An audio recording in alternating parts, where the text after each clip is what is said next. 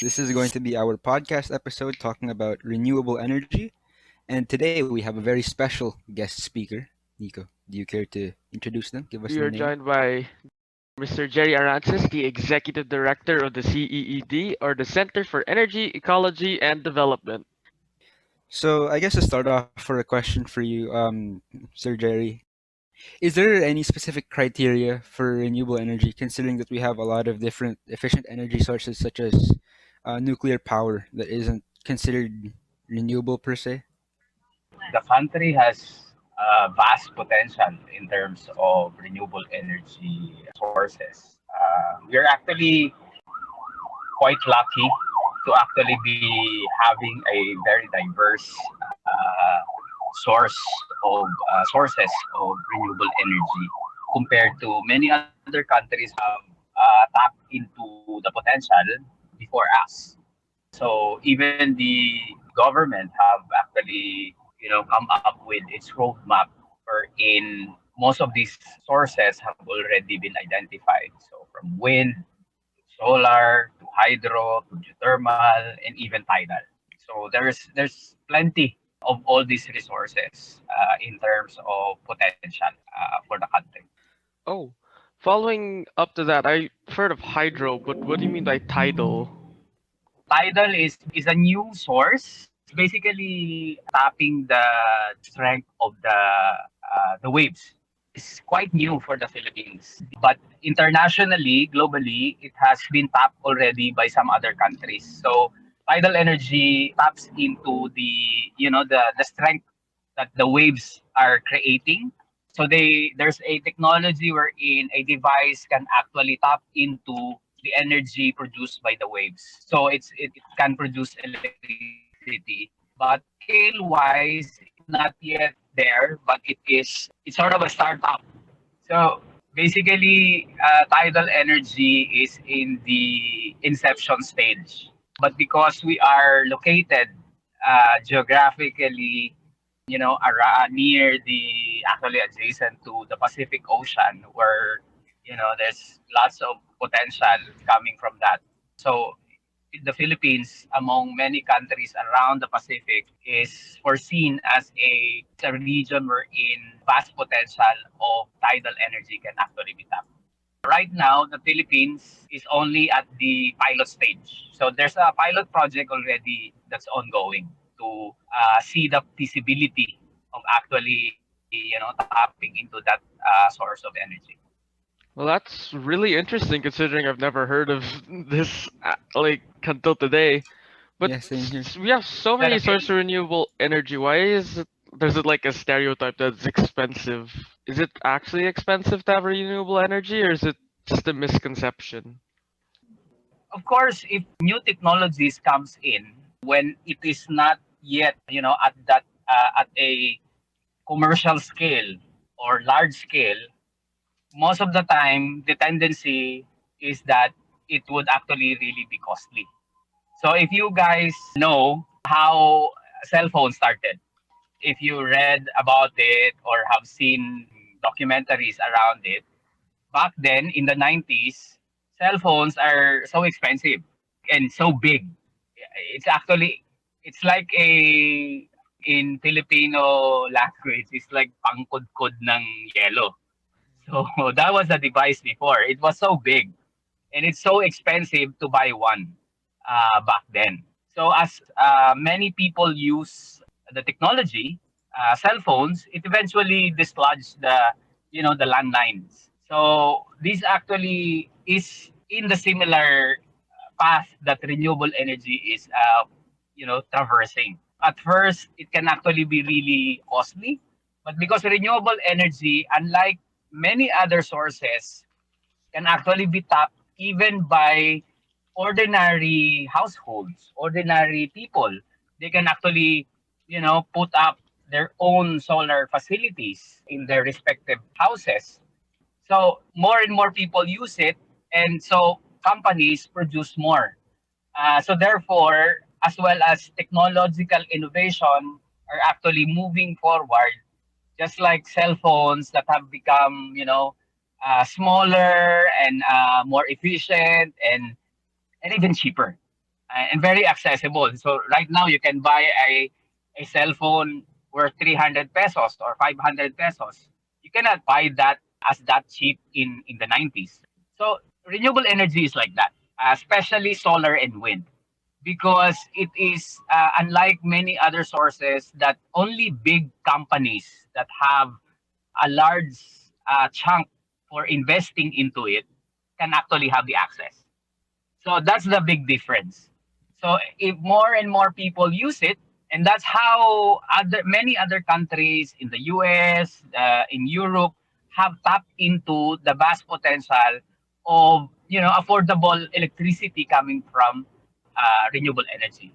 So concretely, how do I put it in our experience? When solar energy and wind energy was introduced in the Philippines, like really commercially deployed, when the first mechanism under the renewable energy law. So we have a law around renewable energy use. Okay, so when the first mechanism was implemented, it's a long story, but the name of the mechanism is the FIT rate or the feed-in tariffs. It's like a mechanism wherein a company can deploy electricity from a large-scale solar or wind facility to the grid, and the grid dispatches it to the distribution utilities such as Meralco, and then it goes to our house. Okay, so that's the way it started in terms of the big mechanisms. So when it started, the price then, the bidding price and the rates that won was around 18 pesos per kilowatt hour. So if you look at the bill, it's always measured. So electricity is measured in terms of prices with kilowatt hour, okay, per kilowatt hour. So it's like an average for Metro Manila is around 10 pesos, okay, per kilowatt hour, an average per kilowatt hour. So you can imagine that when it started, people got dissuaded and it was very expensive. So that's why the industry, the renewable energy industry needed the FIT mechanism. What was the FIT mechanism? It sort of provides incentives to companies that will engage into solar and wind development and technologies under the renewable energy law, so they get more incentives. So like the difference between this is just an example, with the difference between the 10 pesos and 30 cents and the 18 pesos, so that's around more or less, let's say 8 pesos, for example, that will be subsidized. So that's how the mechanisms sort of helped the industry because it was just starting. So imagine at that time, the rate was around 18 pesos and 19 pesos per kilowatt hour. What's the rate right now? So on grid solar electricity is around 2 pesos and 99 cents. So can you imagine that? And Wow. there is an ongoing, I think there was a tender for a bid, which was the lowest, which was around 2 pesos and 35 cents. I don't know if it won. So you can imagine how, drastically it has moved further towards providing affordable electricity. So there's a big misconception around the affordability of renewable energy. And as time goes by, and I'm glad that the national government has finally embraced the renewable energy push. So now that we've talked a bit about the prices of renewable energy, when it comes to the efficiency of renewable energy, how does that fare when compared to the current non-renewable sources we use today, like fossil fuels? Yeah, good question. That has always been the Achilles heel, quote unquote, of renewable energy, right? But first of all, let us disabuse that renewable energy is solar and wind. Renewable energy has many other sources. Like for example, hydro. Hydro can produce 24/7 electricity as long as you have the water source that is capable of producing water enough to run the turbine, like the dams or the falls, Mara Cristina Falls. We have, for the longest time before the 90s, we have been dependent for decades from renewable energy such as hydro and even geothermal. These two types can produce 24/7. So let us disabuse that concept that renewable energy is inefficient. So therefore, renewable energy can produce 24/7 electricity. But there are circumstances, like for example, hydro. In during summer, because it's hot, there's less water, and because there's many deforestation happening in the country, so we have water problems. So one, you need to address that. So there's a gap. So you need to plan out what will actually supplant the loss of supply coming from hydroelectricity. For geothermal, the technology in itself is very dependent on water also, because the turbine of the geothermal plant can only run through steam.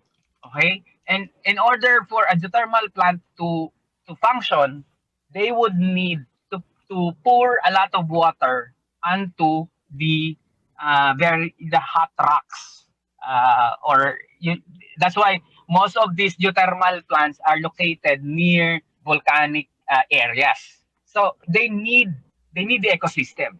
They need ample water supply to produce the steam. So it's also conditional. But there are many facilities that have existed for decades already that produces 24/7 electricity for the Philippines. And take note, the Philippines is second globally on geothermal technology. So it's not like we're a nobody in terms of renewable energy. That's the second source. So let's go to the new sources, which is solar and wind, which is the highly maligned electricity source globally and in the country. In terms of efficiency, for solar, because it is reliant on the sun, therefore, during nighttime or during at times wherein it's cloudy or it's rainy, then therefore the efficiency gets lowered. That's why the solar energy and even wind energy is called intermittent electricity. Intermittent energy, meaning it's so hard to predict. But there are mechanisms that are already there that can actually absorb it.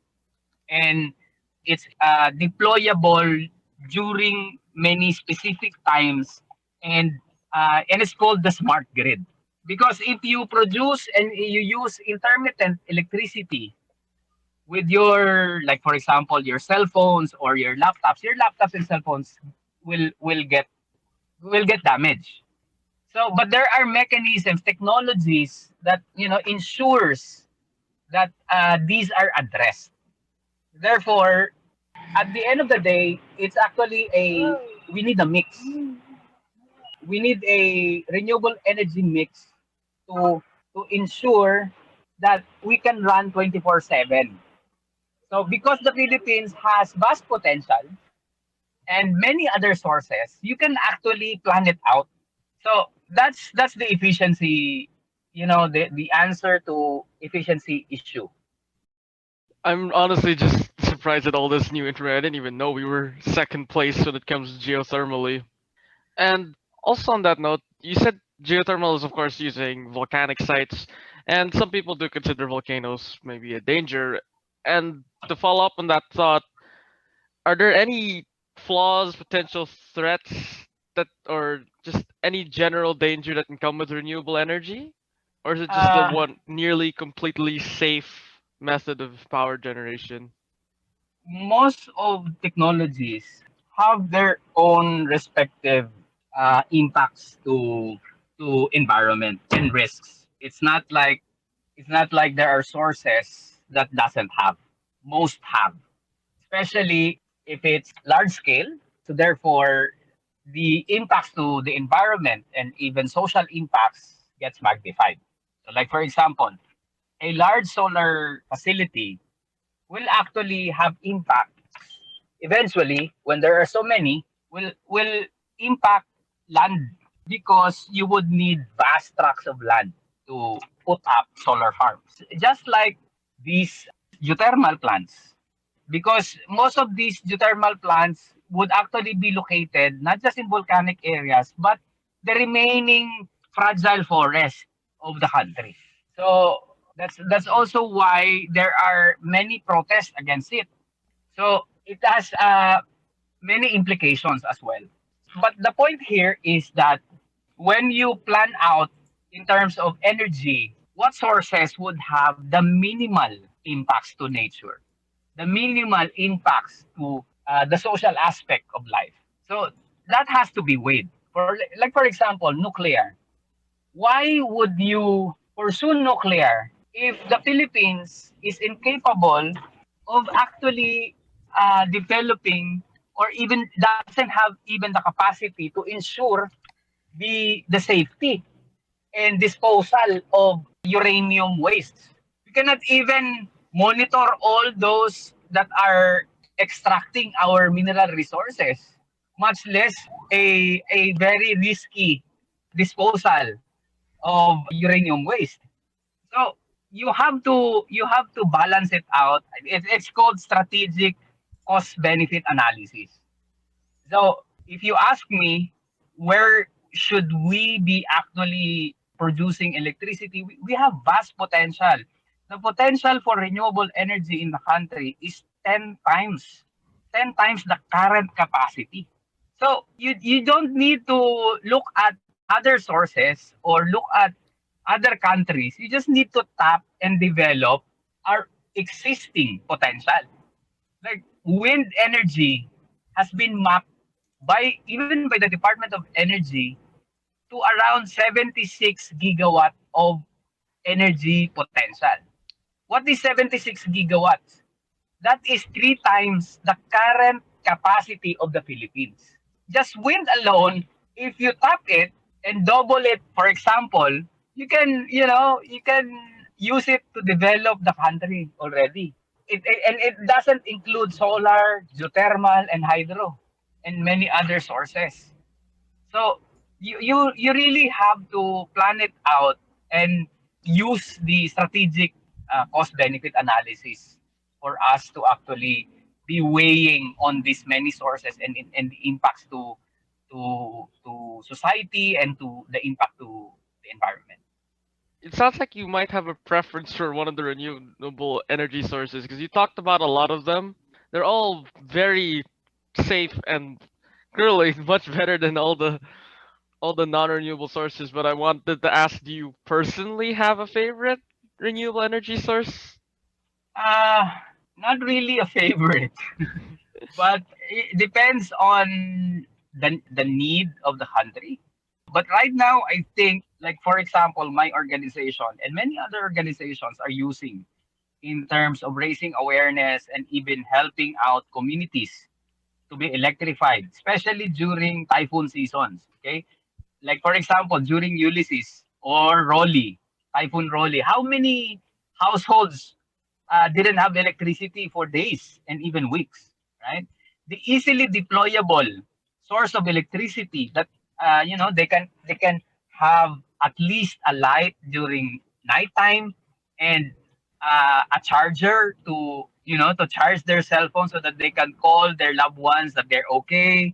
They can communicate. They can ask for assistance and many others. That's solar power. So that's why many of the organizations such as ours is helping communities to deploy and even put up their own solar power system.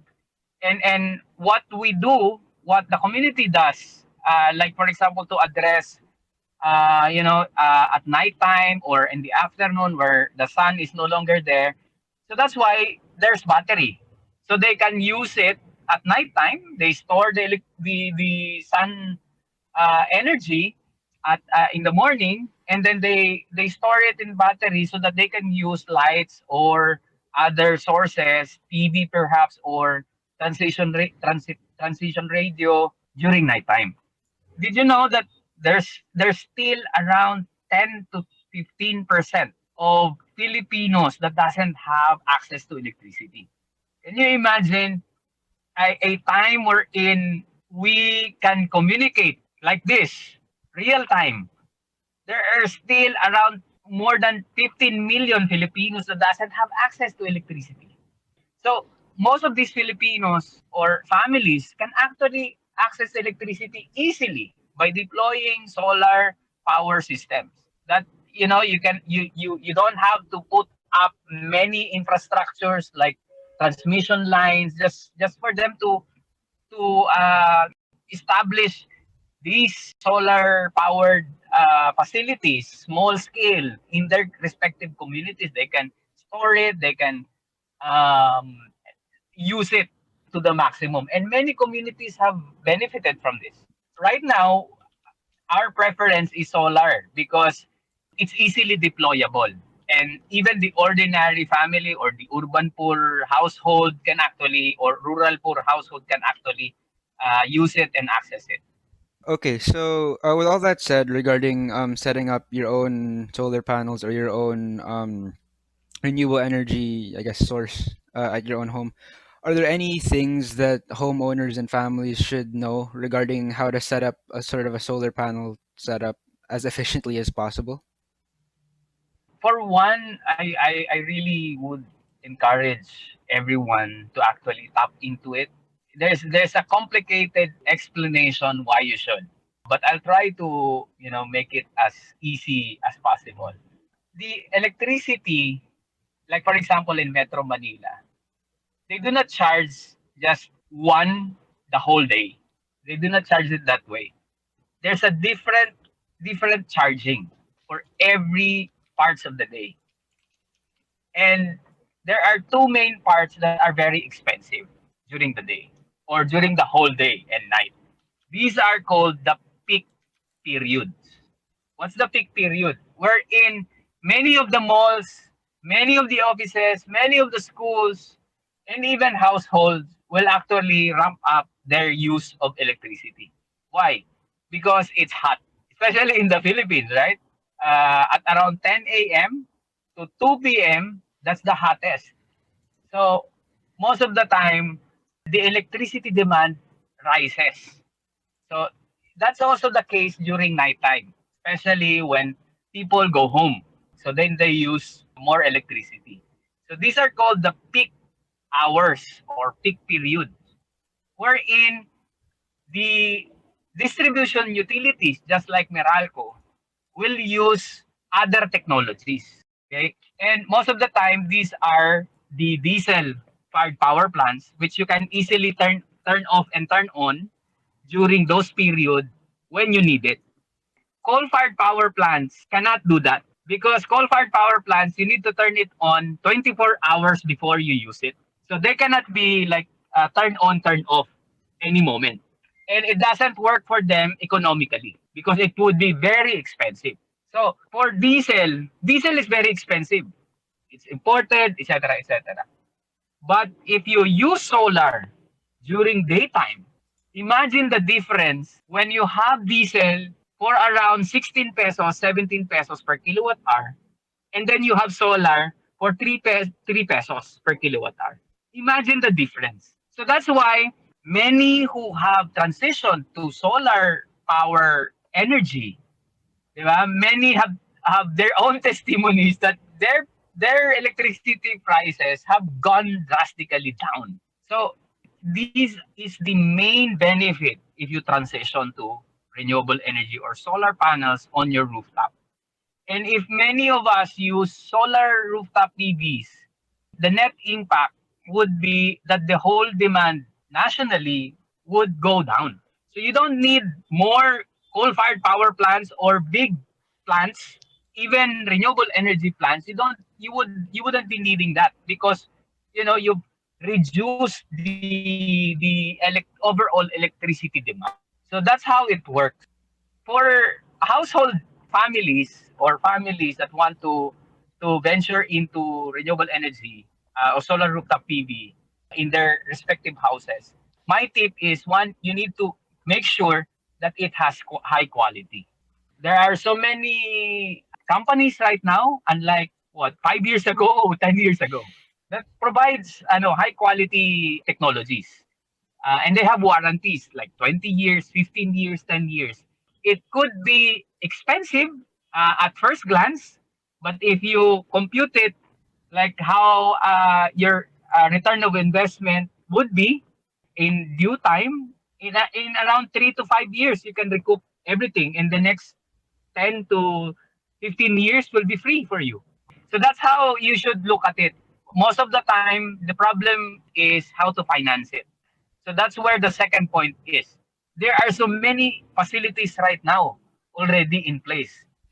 Many commercial banks have offered, they have their own portfolio. You can access it, you can make a loan with a specific incentive around it. And if you are a member of, like, for example, Pag-ibig or other facilities, you can also, Pag-ibig has their own solar rooftop PV loan mechanism, which is, at a lower interest rate. So there are so many new initiatives right now. It just so happened that it's not being propagated, so people doesn't know where to go, what to do. Thirdly, you really have to invest into taking care of the facilities.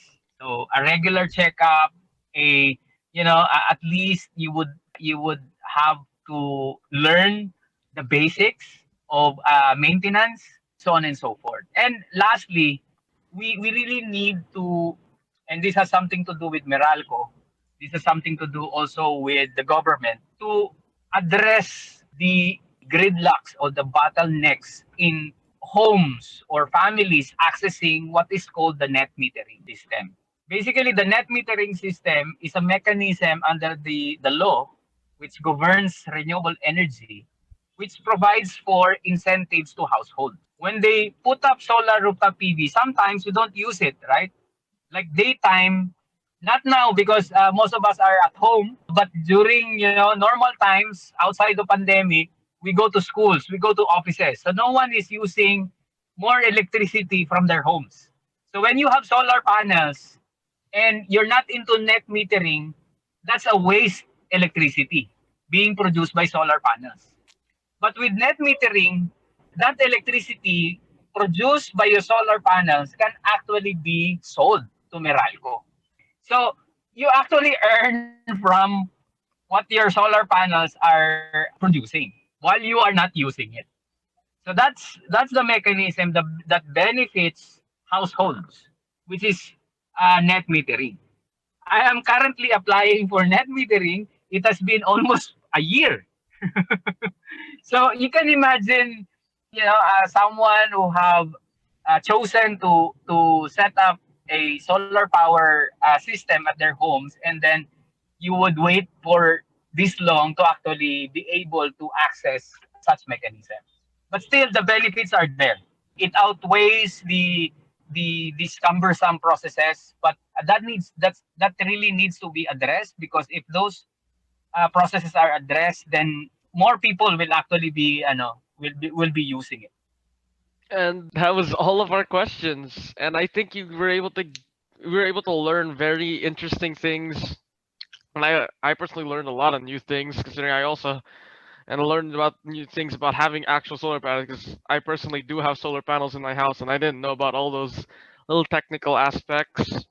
But unfortunately, today we're running out of time. And to close this off, we just wanted to ask you if you have any final messages for our viewers slash listeners. My final message to everyone that's listening, especially to young ones such as you guys: renewable energy is the future. It's already here, and the future is yours. So that's why the youth plays a very critical role in terms of advocating for it. And also, the youth has the time to learn this technology, right? The old ones, most of the time, because we learn from the old technologies, it's hard to transition. So it's more into it's upon the young ones to actually be educating the society around this, because at the end of the day, you will be the ones that will be bearing the burden of a fossil fuel dominated power system in the country. So there are many things that you can actually do starting today. That's all. Thank you. Thank you so much for being here, and thank you for the time you've been able to spend with us today, giving us all this information. Yeah, thank you for taking the time. I know it's a really hectic time right now, so thank you for spending the time for coming over and answering our questions. Thank you for participating in our podcast, and to all the viewers, make sure to catch the next episode whenever it comes out.